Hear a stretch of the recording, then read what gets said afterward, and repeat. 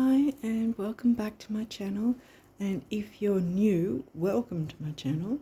I'm still continuing with the rising sign videos for the month of April, for the month ahead, and I'm up to Capricorn rising. Now before I go any further, I'm really hoping that I can sort of narrow down the time a bit while I say this, because the headlines is what I want to talk about first, but hopefully I can get through this quicker than I have with some of the other rising signs. Anyway, so the headlines, as I call it, are that we're going to get the Mercury retrograde and the eclipse right next to each other pretty much further in the month. But, however, we are going to feel the energies a lot earlier, and we already are feeling the energies of both the eclipses, and I say both because we're going to have one on the 20th, well, around about the 20th, depending on where you're from. So the 20th over here in Australia it's going to be. We're going to have the new moon eclipse on the 20th, and then 2 weeks after that in May, we're going to have the full moon eclipse. And so the reason I'm saying eclipses is because if you're new, this is why I'm explaining this kind of thing. But if you already have been watching my videos, you know what I'm about to say. So anyway, whether it's the retrogrades or the eclipses at any point, there's not just the specific time frame of the event itself, but there's a time before it and there's a time after it where you're going to feel the effects of that event. So it's not just in the event time itself, if that makes sense. So with the eclipses, even though we've got the first new moon eclipse on the 20th and then early May the full moon eclipse is going to happen, the eclipse doorway really is at least 3 months either side. It can be sometimes 3 to 6 months, because it's such a powerful energy. So you can feel the effects of the eclipses 3 to 6 months either side, generally around 3 months either side, but it can, as I just said anyway, I'm sort of being a broken record. And with the retrograde, Mercury retrograde, it's quicker than the eclipses. It's not as large a doorway, so to speak, as the eclipse energies will be feeling. We are already feeling them. I'm recording this at the end of March, so we're feeling it now. Before April's even started, we're feeling both the energies of both the eclipses.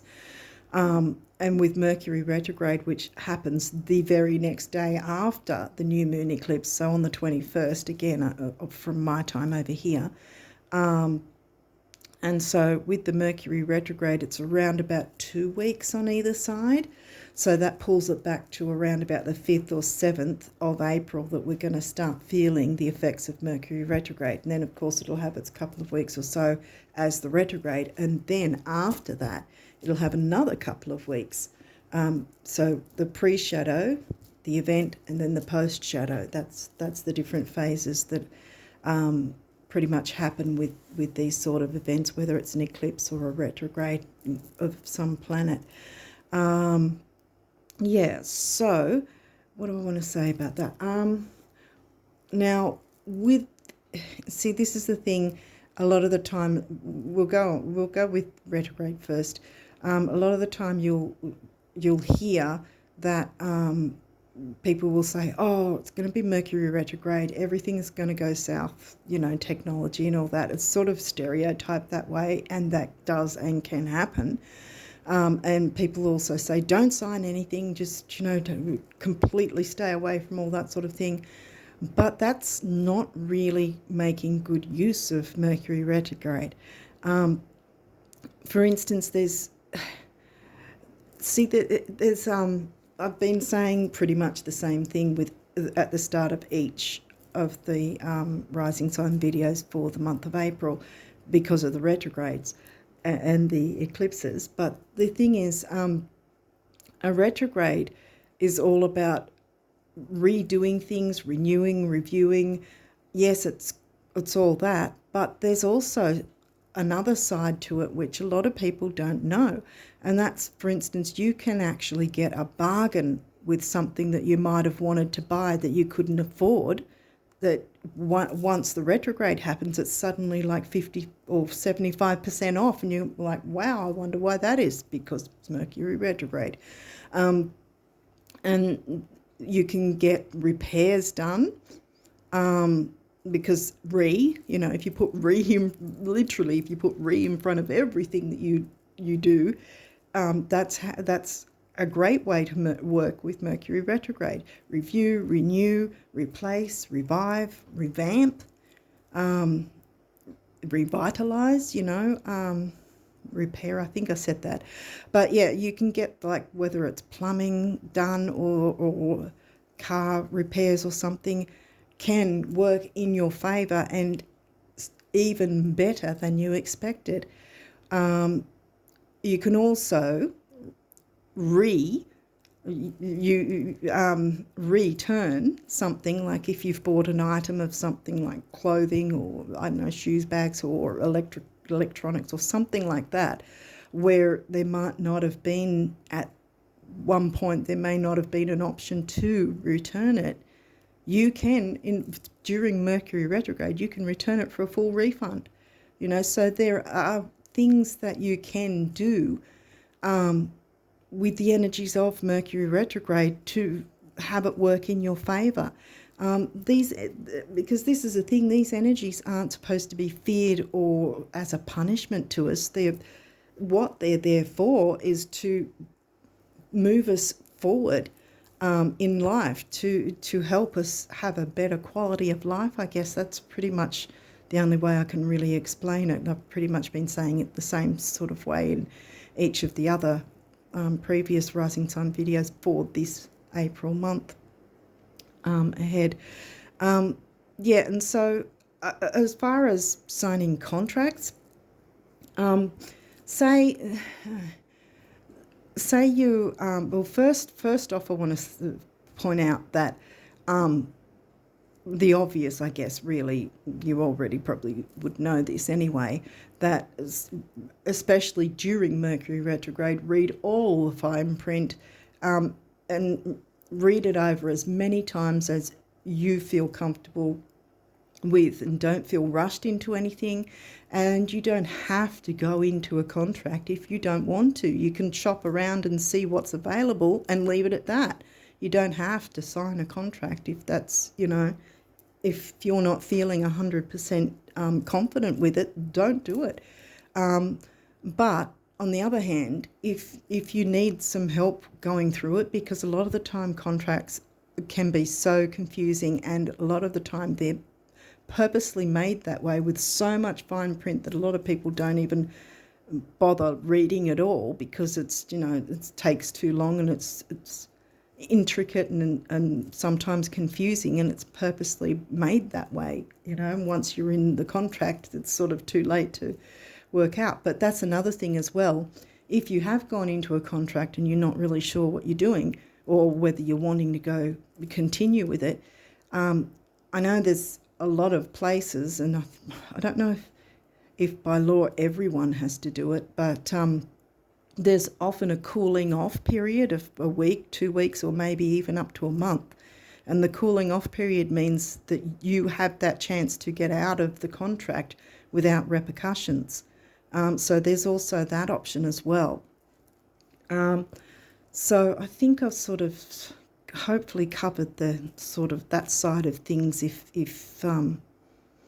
because I mean, that sort of thing we all know generally, but sometimes, during Mercury retrograde, because it's known as the trickster planet, and it's the one covering communications in general, we can then often forget about things or get confused and miss certain bits like that. And, as long as we cross all our T's and dot all our I's, and if we need to ask for some assistance from someone else to walk us through then the contract, then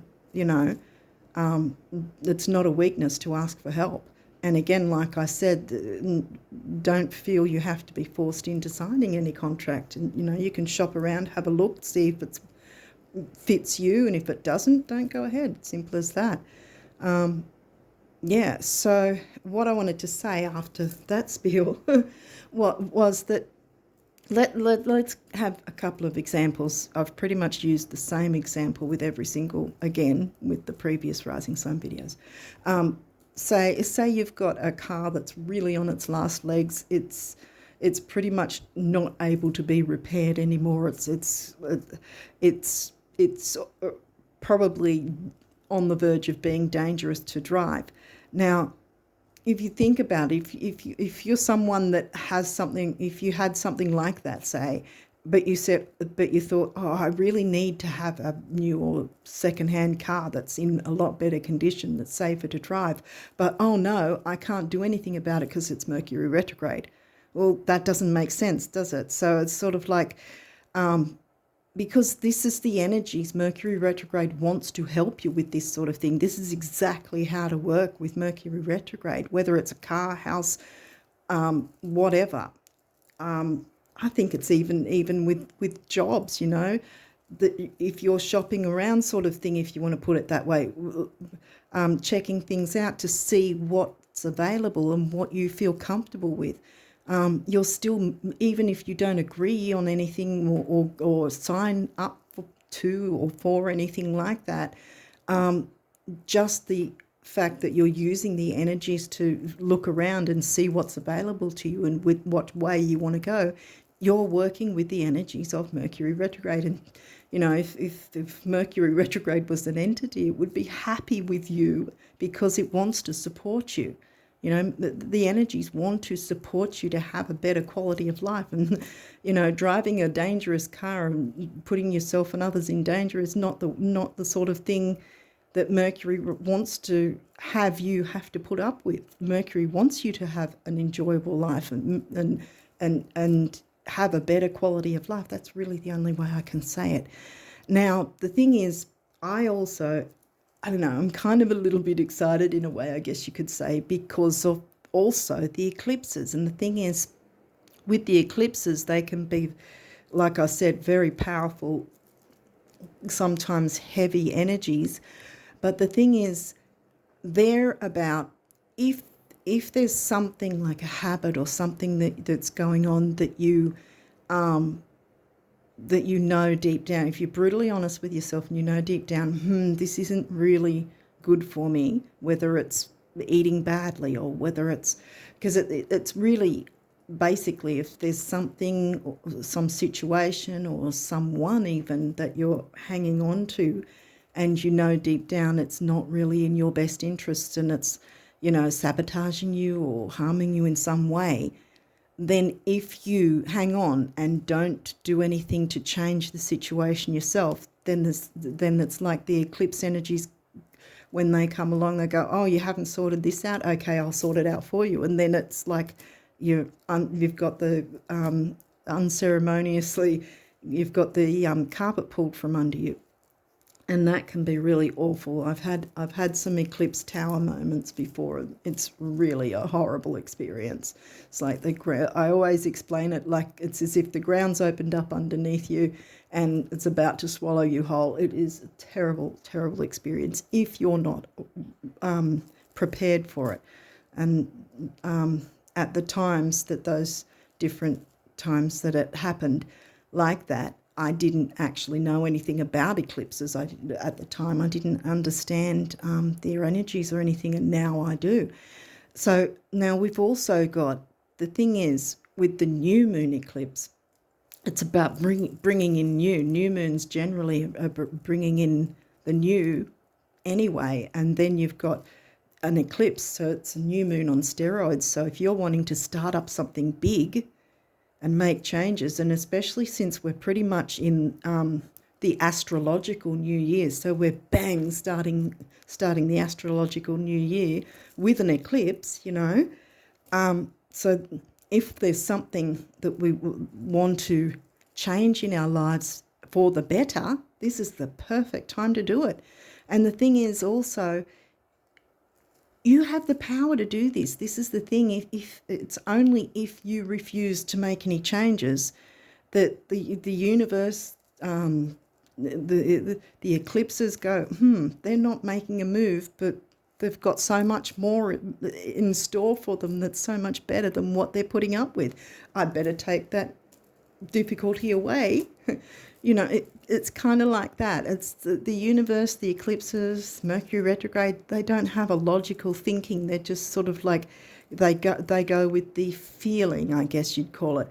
And so the universe, spirit knows better than we do about ourselves, really, because they know what's inside, like what we're holding inside of us, kind of thing.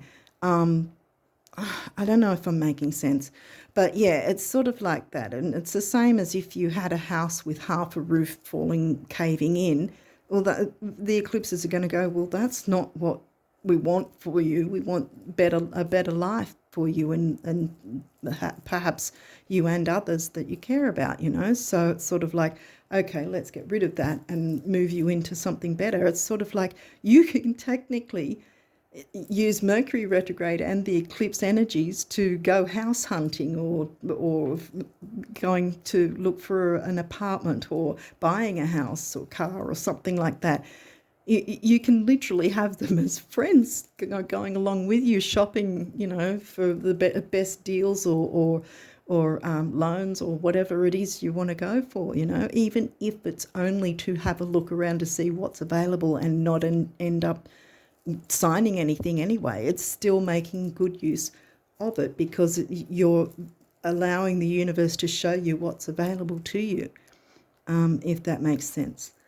I get animated, and I'm not really sure if I've explained it well enough. But anyway, again, I don't know how long I've been, but if you're new, these first four pre-shuffled decks are the astrology, and we're going to be seeing what you might be able to focus on for the month of April, according to your rising sign and your birth chart.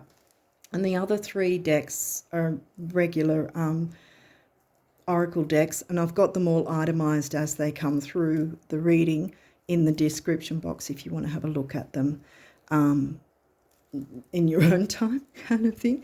Anyway, I think I've covered everything, so let's get going finally. Sorry about the long speech, but yeah, 10th house.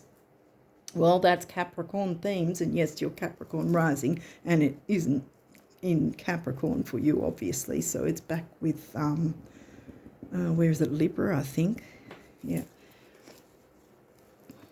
Sun, could be your sun sign, could be the sun in transit throughout April. We'll see if there's any aspects. Virgo, another earth, well, your earth, another earth sign is Virgo, which is where all that's, that's 9th, because Libra's 10th, yeah. Okay, we'll keep going. 6th house. That's funny because it's Virgo themes, and there's your Virgo there as well. 6 is back with Gemini, communications. Venus. Okay, that's love, luxury, and self-worth is pretty much what I say, because Venus is, you got Libra, didn't you? Yeah, 10th house. Venus is the ruling planet of Libra and Taurus, and you've got Libra in your 10th. Pluto, ooh, I always think transformation, Phoenix rising. Ceres, I think this is about nurturing. Ceres, I think, is about the nurturer. Nurturing yourself. 8th house, Scorpio themes, not in Scorpio. For you, it's Leo, I think. You've got a few of these. Aries. Aries is 4th. Lilith. Ooh, I'm always excited to see Lilith turn up. Okay, so we've got some nurturance. We've got the intensity of the 8th house Scorpio themes in Leo for you. So we've got 6, 8 and 10, 6th, 8th and 10th house, the Sun, Venus, Pluto, and a couple of asteroids. Now, if you get your chart generated, you can go to the settings. If the place offers settings, you can go to the settings so that you can actually put in the asteroids to see where your Lilith and your Ceres is. We haven't got any aspects yet, so we'll keep going. But Lilith is about like Lilith is quite a powerful archetype. She won't conform or be told what to do. So it's interesting that Lilith comes through and Ceres, nurturance. Venus, wow, Venus twice. The part of you that desires beauty, success, indulgence, and valuables. Funny that 2 Venus next to Lilith. Perhaps this is telling you that you should go after your desires and nurture yourself. See, nurture yourself by going after the things that you enjoy. Why not? We all should have a chance to enjoy luxuries and that. The 5th house, that's Leo themes, not in Leo for you. Did that come through already? No, it's Taurus, but I did mention Taurus, and we're right near Venus again. Venus ruled Taurus, Venus ruled Libra. Okay, this says where you have fun. Yeah, fun, romance, and create things you are proud of. Yes.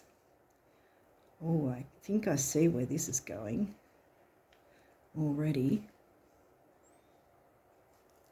I think you're in for some empowerment.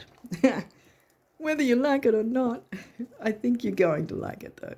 The moon is the ruling planet of the Cancer sign, or I say Cancerian, and that's 7th house. 7th house hasn't come through, but 7th house is Libra themes, and Libra came through in the 10th. Did I read this? I don't think I did, sorry. Your unconscious, sensitive, inner emotions and responses. We'll keep going because I know I spent a long time having that speech. 12th house, surrender. And look, that's right next to the moon. Now we're going to, before the new moon eclipse, because the new moon eclipse doesn't happen until the 20th. Before it, we've got ourselves a full moon, perfect time to surrender.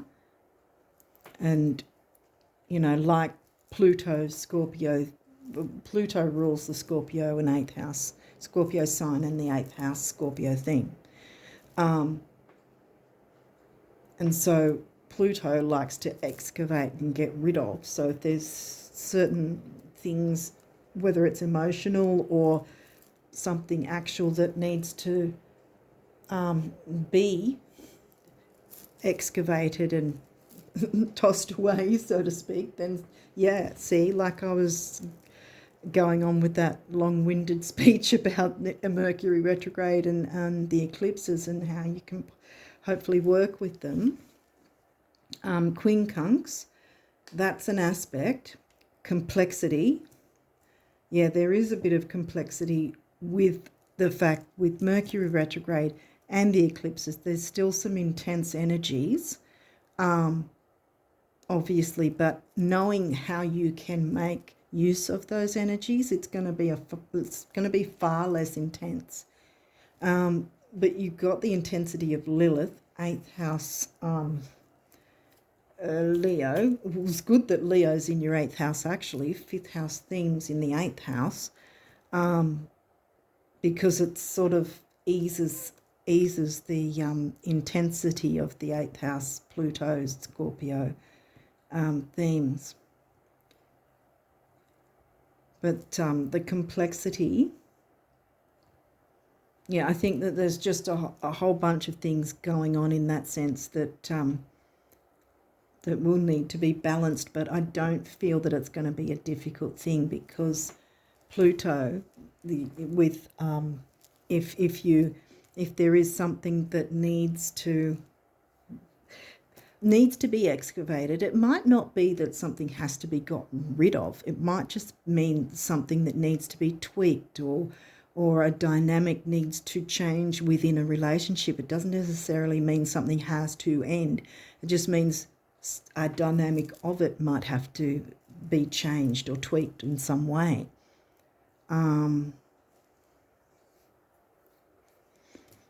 Sixth house is health, service, duty, service. 10th house, well, you know this, Capricorn, career, ambition. And 8th house is generally about shared income, shared resources that you share with other people, whether that's a partner of some description, romantic, or a business partner, or government payments even.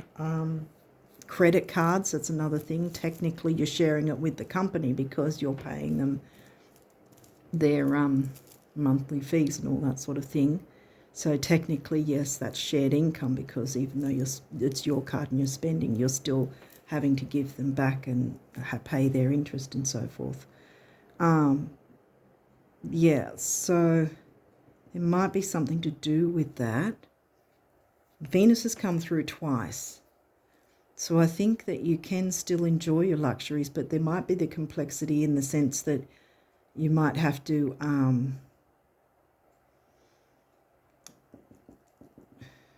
Taurus.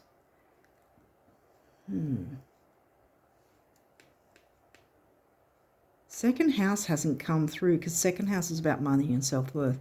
Taurus is in your fifth. So there might be some sort of enjoyment with spending. Or maybe you need to do that. Lilith wants to do her own thing. And maybe this is telling you, because the two signs that are very much stick to the cross the T's and dot the I's are you and Virgo. And you've got Virgo came through as well. I've got a lot of Virgos, so there's no shade being thrown. And the reason I say that about that we're always so matter of fact and get everything done, and everything has to be just so and all that sort of thing. But we don't give ourselves time to enjoy things. And I think that's what's going on here. Do you need to allow yourself to enjoy some luxuries, to have fun with spending a little bit, as long as you're not blowing the budget or anything like that, but just indulge a bit and enjoy yourself. Give yourself that right? I don't know if it's right, but hopefully you're getting what I mean. Give yourself, honor yourself, give yourself the chance to indulge, to enjoy some of life's luxuries, because Capricorn and Virgo can overwork and do so much for everyone else and not really anything for themselves. You can tend to forget yourself, and that's, I think, where Lilith is going, no, you need to stop and do this now for a bit. Virgo again, the alchemist. Yeah, see, you can be the alchemist. That's why it's complexity, because it's probably something you're not used to indulging, because it's sort of like, balancing the budget. You probably do that quite a lot, being Capricorn.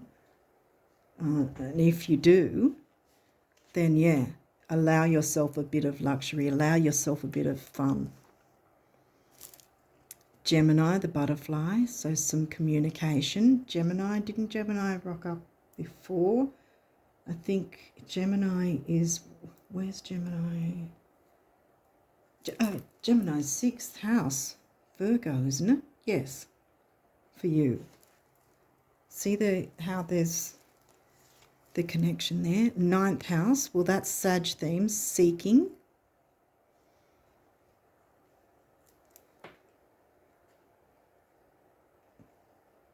Yeah, because see, if you... What's that saying? All work and no play makes Jack a dull boy. And I think that's probably what you might need to remind yourself of through the month of April. Don't overwork yourself. Make time to enjoy things, even if it's small luxuries. You don't have to break the budget to enjoy some luxuries. 9th house is about expansion and Jupiter, you know.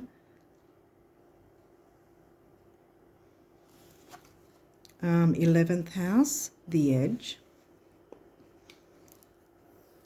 Yeah, as long as you don't go over the edge, so to speak, with the budget or whatever, but just you can get a little bit close to it. But enjoy yourself. Yeah, I think that's what's going. And Aquarius again, the innovator. See, Aquarius is 11th house themes. What's 9th house? Yeah, that's Virgo. And what's 11th? Then that's Sag. No, that's Scorpio. Because Sag is did we have Sag? Or did it? That's Sag themes, 9th house, but it's not in Sag. Sag is your 12th. Oh, yeah, I thought we had Sag come through. Yeah, 11th house is Scorpio. Scorpio themes. Pluto, the ruling planet. 8th house, you've got 8th house again. Yeah, so there's shared resources. That's probably the complexity as well, because it's not, perhaps not just your own, but you have to sort of consider other people's as well, perhaps, or maybe sort of, well, see, I think being Capricorn, you'd already have the bills covered and all that sort of thing already. Just set aside a certain amount of money, though, if it's money that... I mean, there's ways to enjoy luxuries without spending money too. Well, be the alchemist, be the innovator, and find ways if that's the case. Because we don't all have money to just blow all the time. I don't either, you know. But yeah, I mean, if you're able to spend a bit of money, then do so. But whatever it is that you need to do, I think that it's pretty much saying stop and enjoy some time for yourself, you know. Enjoy some luxuries. You're allowed to do that, you know. Okay, these cards can come through in reversals, and I'll walk through that if they do. Let's keep going. Aries, we had Aries before, didn't we? Yes. All right, where's Aries covering? Aries is covering your 4th house. Cancerian themes. The moon. Moon rules Cancer sign, and 4th house is Cancer, which happens to be covered by Aries. Home, family, descendant, right, and that's upright as well, so neither of these are in reverse. Invitation, yeah. I think that's your invitation. Lilith is saying it's time you gave yourself some luxuries and had fun doing it. What I was going to just stop for a second and show you is, with the descendant, in case you don't know, when you get your chart generated, the far left will always be where the rising sign ascendant is, and right the opposite is the descendant. This is your descendant. And your descendant is, like, as I said, the opposite.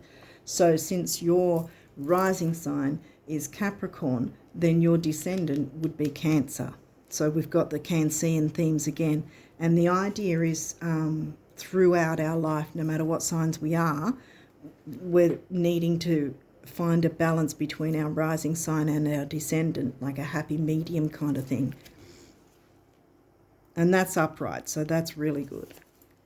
Okay, yay. See, Imam Kohli. I was about to explain that too, and I thought maybe I'll just be explaining too much and taking too long.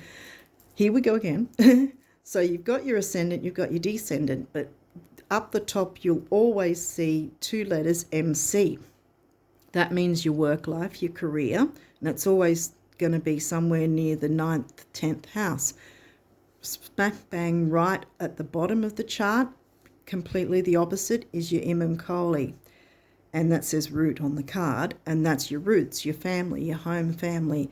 That's what that means, and it's always going to be the opposite to your, exactly opposite to your work life. So it's your work life and your home life. See what I mean? So you're balancing your ascendant and your descendant through life, but you also, you would have heard balancing work-life balance or something like that it's called. That's what it, you know, you've got your MC, mid-heaven, like right mid-heaven, in the middle of heaven pretty much. That's why it's called that. Mid-heaven, work-life, balancing it with your home life, the balance of both. And that might be something as well, because I wasn't going to, and then this turns up, so I was like, okay. And look, first house, your rising sign, and that's arrival. I'm not surprised that you got them all upright, because I think we've got the picture here. I think if you've been working yourself to the bone, do not burn yourself out. I think, because I keep harping back onto these, if it's a bit complexity, if there's a bit of complexity with the shared income, shared resources, and you don't have so much money to spend, then what was it? Yeah, there's intimacy here. I didn't read that word before, but yeah, a measure of intimacy. It might be also that this luxury that you take time to enjoy, you can enjoy with someone else as well. That or on your own.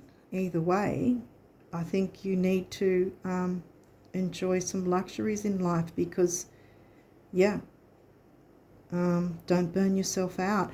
Be the innovator and the alchemist. Work ways around it if you're not able to spend money. But also, I want to say, because it keeps coming back to me, so I think I'm supposed to say this. You might think, I can't spend that money, or I can't spend money at all because this and this and this. Try to be a little more open-minded if you like that, because maybe there is a little bit you can spend and it's not going to upset the apple cart. Because I think, yeah, the focus for you in April is going to be, you need to take some time out and enjoy some luxuries. Because I think you've worked really hard and you've earned it. So give yourself the honour of doing that for yourself as well. Okay, so what's in your numerology, Capricorn risers? What have we got for April? Oh, yep, okay. Oh, God, oh my gosh. Do you want all of those?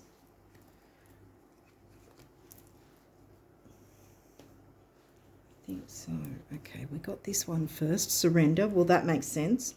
Full moon's going to happen first around about the 7th, I think, which ironically is when we'll start feeling the Mercury retrograde as well. 9, big beginnings, big endings, and I'm pretty sure I remember that 9 also had to do with entertainment.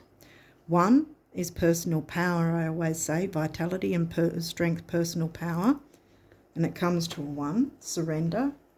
And surrender around the full moon, excavate anything if you need to, clear any upsets that might be the case with the 8th house and the shared income and shared resources, so that you can then have time to enjoy the luxuries that you rightfully deserve.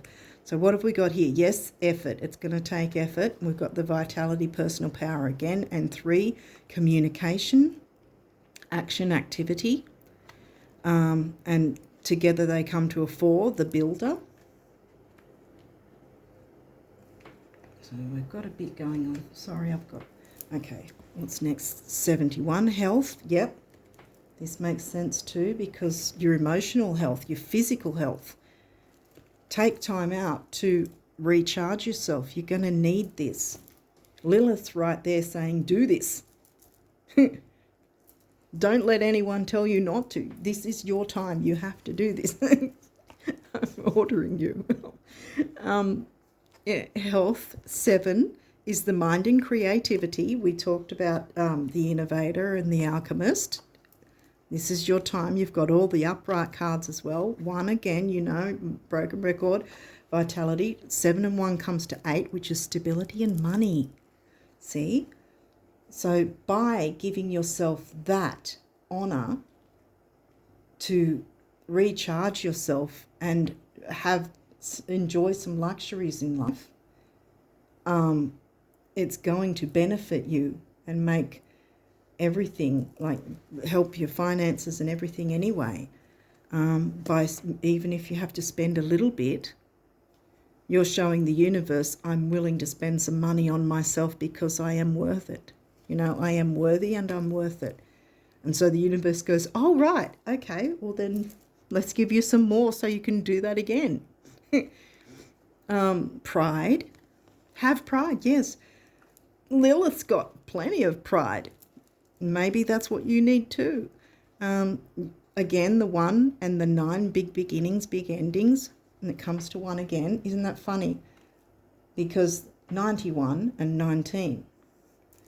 We're going to go through these as well. Rebirth. Yes, exactly. So make use of the full moon time. If you do moon work, I highly recommend it. But even still, around about well, from now until like an hour before the new moon, so at least till the 19th, you can make use of clearing away anything that's holding you back, anything that's sabotaging, anything that's a bit difficult.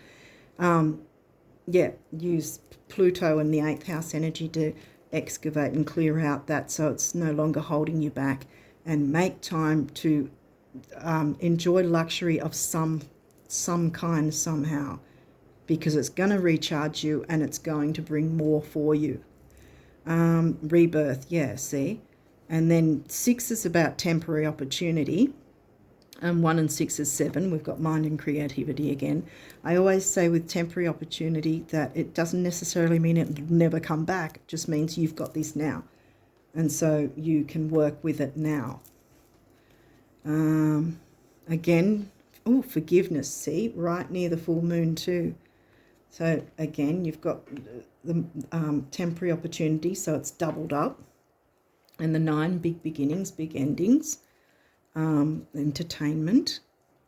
Oh, you got a 6 again, love. Yeah, see, self-love, see, as well. Because by showing love to yourself, you're also going to show other people and the universe that you're worthy of love, which you are. It's just that we often don't show it to others or the universe, and then we feel disconnected, I guess, in a way, or we feel we're missing out.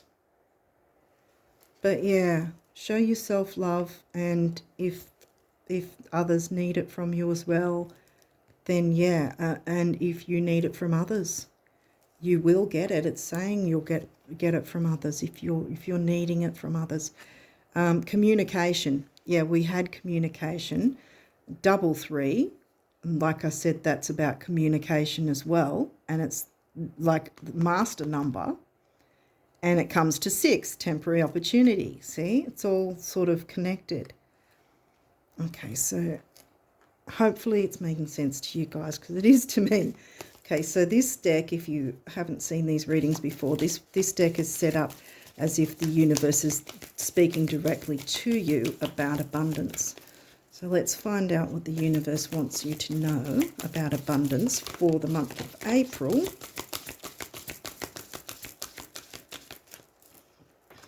there any other cards?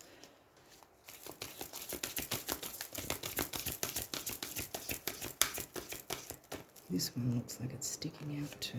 Okay.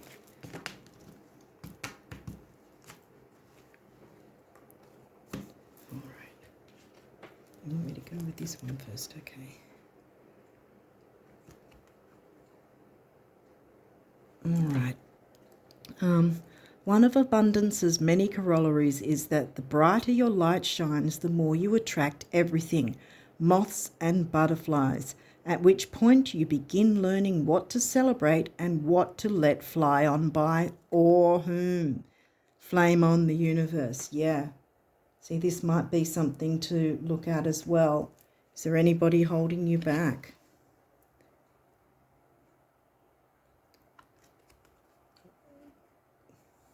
Show yourself the love, show yourself luxury because you deserve it. Just knowing that behind the curtains of time and space, good things are now happening for you that will soon spill into your life is enough to make, I can't see that properly, is enough to make good things start happening for you.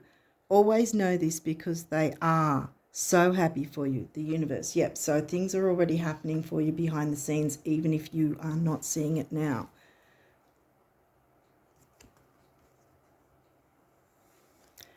Okay, to find out how much you've truly been blessed with in terms of love, time, energy, talent, joy, abundance, confidence, intelligence, wit, or any other quality, substance, or dispensation, give of it.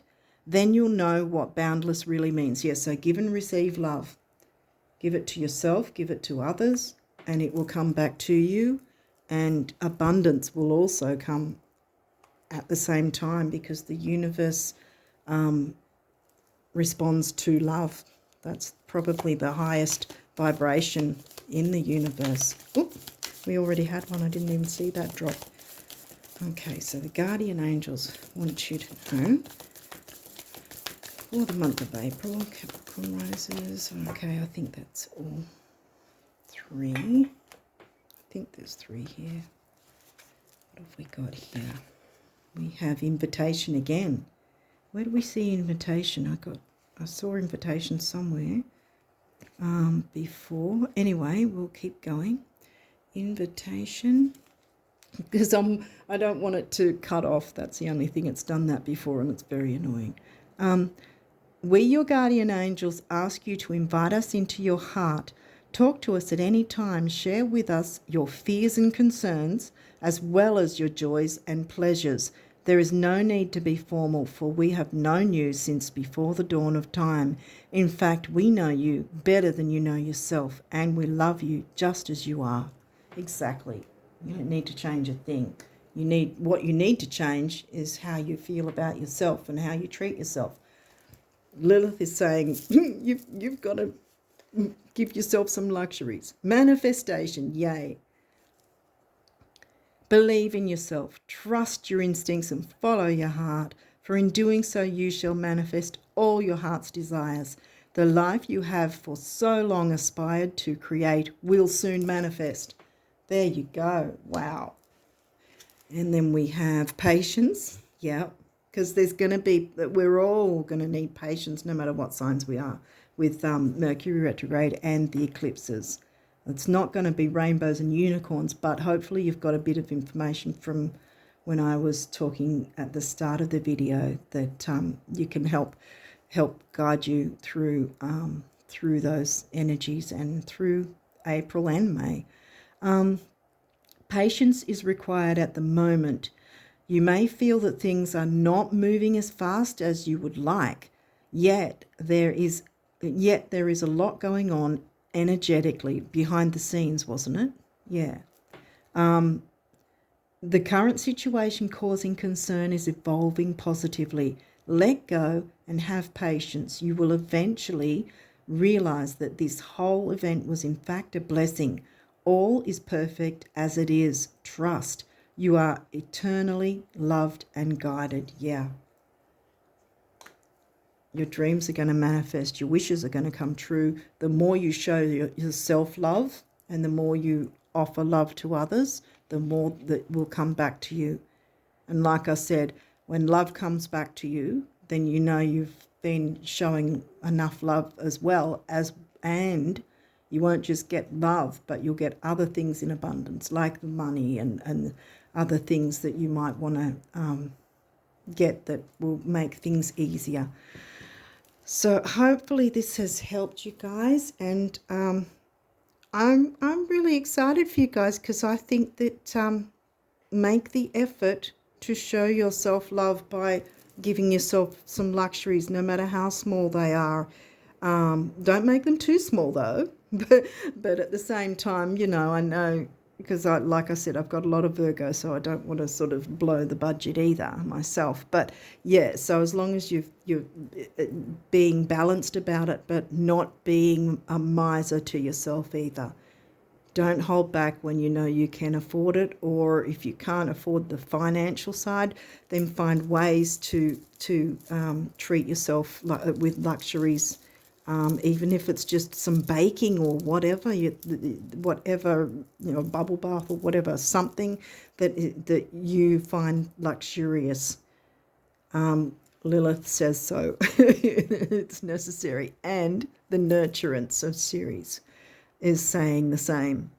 I think you've got the point. So yeah, it's time for self-love. It's self-love month for you guys, Capricorn risers. Self-love month, and of course you can give and receive, and then you'll get more abundance from that as well. So yeah, all's in your court, and it's all systems go. Yay. Lovely energy. Okay, with that, I wish you all the best of luck for April and onwards, and until next time, bye for now.